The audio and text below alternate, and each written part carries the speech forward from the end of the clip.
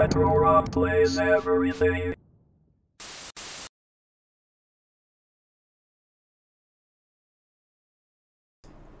Hey there gamers, this is probably the shortest video you're ever going to get out of me. I'm going to talk really quick about the difference between emulation handhelds and handhelds that are their own platform, because I think that there is some significant confusion, at least in my comments, between these two. These are two really radically different types of devices, even though some blur the lines, and I'm just going to go over the differences between them. And this all really started with some comments about the Pocket Star, and some folks commented about the Pocket Sprite, which is an emulation handheld. That game system in these, they're not even the same market. They're not even like somebody that's looking at a Pocket Sprite and looking at a Pocket Star are probably not the same two types of gaming people.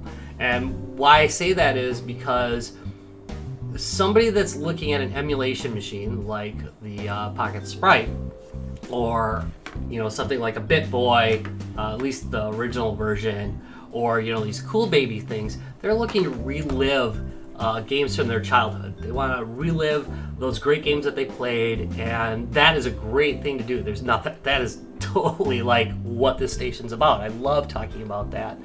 And they want to do that. They want to relive the games of their childhood or discover new great 8-bit classics that they haven't played before.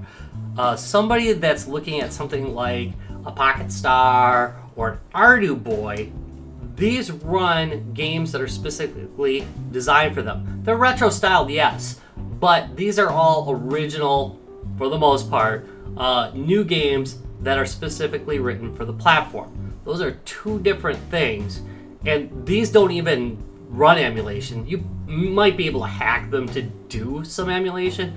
They just run their own thing.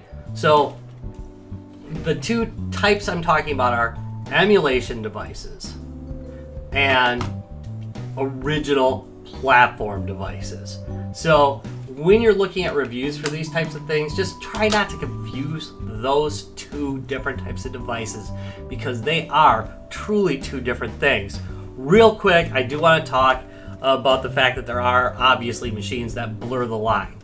You've got things like the Odroid Go here, which is an awesome little developer's device, but you can also use it as an emulation handheld. It's really great. It runs NES games, it runs SMS as I recall. It's got quite a bit of stuff that it runs, but it's also a developer's device in that you can develop your own original stuff for it.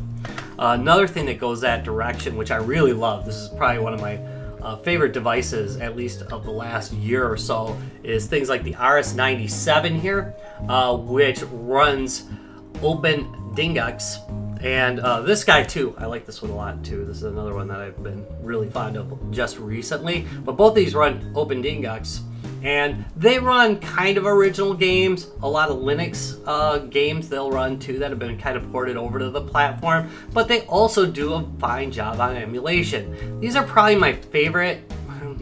Well, they're my favorite of the emulation type of handhelds because they're a little bit more than just an emulation handheld. But I really have a place in my heart for these, original, like, just one-off types of devices like this. And I was kind of afraid that people are confusing those devices. So that's it. Really basically two types of devices, even though there's crossover. There's individual platforms like these guys here, and there are emulation devices. Try not to mix the two up because they just don't compare to each other. Alright, that's it. That was a PSA. I want to thank you very much for watching this video. If you enjoyed it, give me a thumbs up. If you think I should shut up, feel free to tell me down in the comments below. I suppose I'd have it coming. Bye.